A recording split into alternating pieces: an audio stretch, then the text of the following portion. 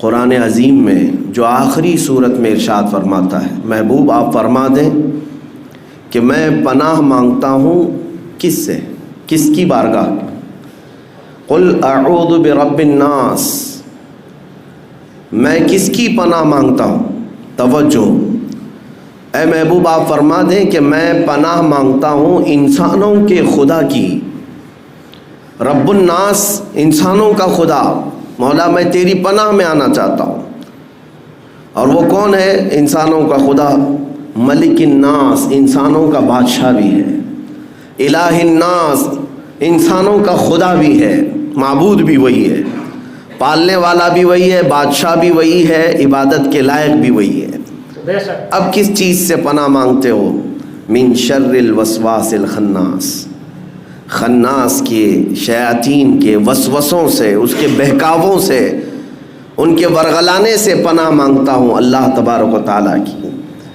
اس پوری سورے میں آپ اگر محسوس کریں گے تو اللہ تعالیٰ نے انسانوں کا ذکر 5 مرتبہ کیا۔ الناس الناس الناس، انسان۔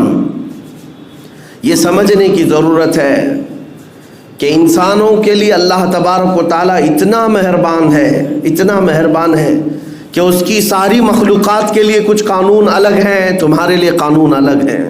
بالکل، قرآن میں بھی اللہ تعالیٰ نے فرمایا کائنات میں کوئی شے ایسی نہیں ہے جو اس کی حمد بیان نہ کر رہی ہو، ساری کی ساری مخلوقات تسبیح بیان کر رہی ہیں۔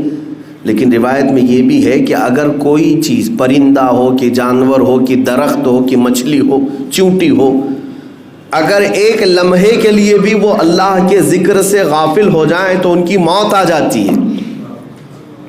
ان کے لیے یہ قانون ہے، درخت اگر ذکر الہی سے ایک لمحے کے لیے غافل ہوا تو اسے سکھا دیا جاتا ہے یا اسے کاٹ دیا جاتا ہے، پرندہ شکار ہو جاتا ہے، مچھلیاں پھنس جاتی ہیں اگر ایک لمحے کے لیے ذکر خدا سے غافل ہو جائیں۔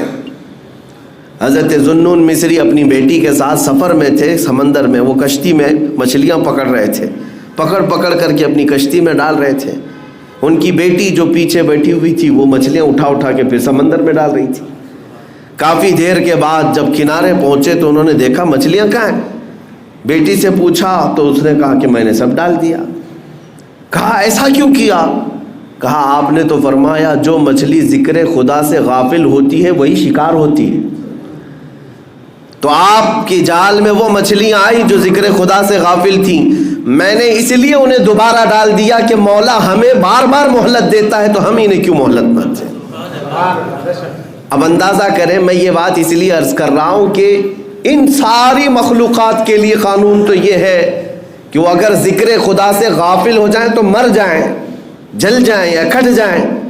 لیکن اے انسانوں، ہمارا حال یہ ہے کہ اس خدا سے غافل رہنے والے کو بھی وہ کھلا رہا ہے، عبادت کرنے والے کو بھی کھلا رہا ہے۔ گناہ کر کے بھی انسان جی رہا ہے، نیکیاں کر کے بھی جی رہا ہے، یہ اس کی مہربانی اور رحمت ہے انسانوں پر خاص۔ ابراہیم علیہ السلام کی عادت تھی کہ وہ بغیر مہمان کے کھانا نہیں کھاتے تھے، بغیر مہمان کے ان کے ہاں دسترخوان ہی نہیں بچھتا تھا۔ ایک بار 2 دن ہو گئے کوئی مہمان نہیں آیا، آپ بھی کھانا نہیں کھائے۔ تیسرے دن راستے میں ایک ادھیڑ عمر کا کوئی شخص ملا، مسافر تھا۔ ابراہیم علیہ السلام نے اس سے ریکویسٹ کی کہ میرے گھر آج مہمان بن جا۔ وہ کیسے لوگ تھے کہ زبردستی اپنے گھر مہمان بلاتے تھے۔ مہمان نوازی میں پوری دنیا میں سب سے زیادہ مشہور ابراہیم علیہ السلام کی ذات تھی۔ تو وہ شخص آیا، ابراہیم علیہ السلام نے دسترخوان بچھائے اور کھانے رکھے، کہا اللہ کا نام لو اور شروع کرو۔ تو آنے والے نے کہا میں اللہ کو نہیں جانتا اور نہ ہی میں مانتا ہوں، میں اللہ کا نام لینے والا نہیں ہوں۔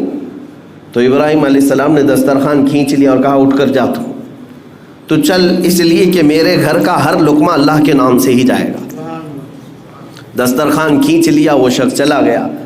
رب تبارک و تعالیٰ کی طرف سے وحی آئی، ابراہیم آج تمہارے دسترخوان پر اس نے میرا نام نہیں لیا، تم نے دسترخوان کھینچ لیا، پچھلے 50 سال سے وہ میرا نام نہیں لیتا، میں ہر وقت اسے کھلا رہا ہوں۔ انسانوں کا خدا اور ہے، یعنی انسانوں کے خدا جس کو ہم اس طور پر تصور نہ کریں کہ وہ سخت قسم کا ہمیشہ تمہارے لیے عذاب ہی لے کر بیٹھا ہے، نہیں میرے عزیزو، वसिअत रहमती कुल्ल शै, कुरान कहता है, अल्लाह फरमाता है मेरी रहमत ने हर चीज़ को घेरे में ले लिया है।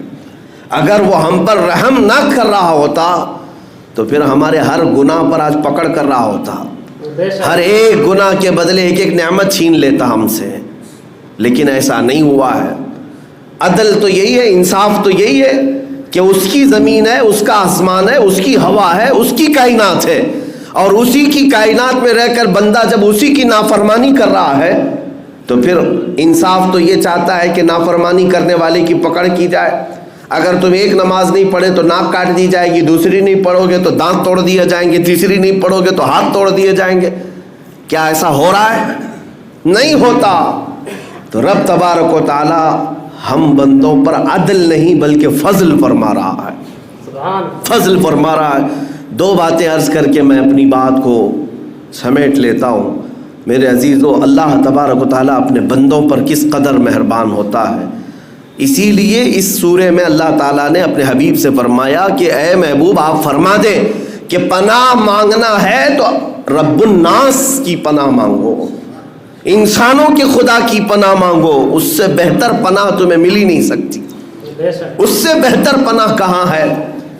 एक बार रसूल करीम सल्लल्लाहु ताला अलैहि वसल्लम मस्जिद नबवी शरीफ में बैठे, अपने घर से ताख़ीर से आए और बैठे बैठे अकेले में हंसने लग गए, मुस्कुराने लग गए। सहाबा ने पूछा थोड़ी देर के बाद, क्या अल्लाह के नबी आपको किस चीज़ ने हंसाया? कौन सी चीज़ है जिसको देख कर के आप मुस्कुरा पड़े? वो रहते हैं इस खाकदाने गीती पर लेकिन जलवे देखते हैं पूरे आलम कायनात के।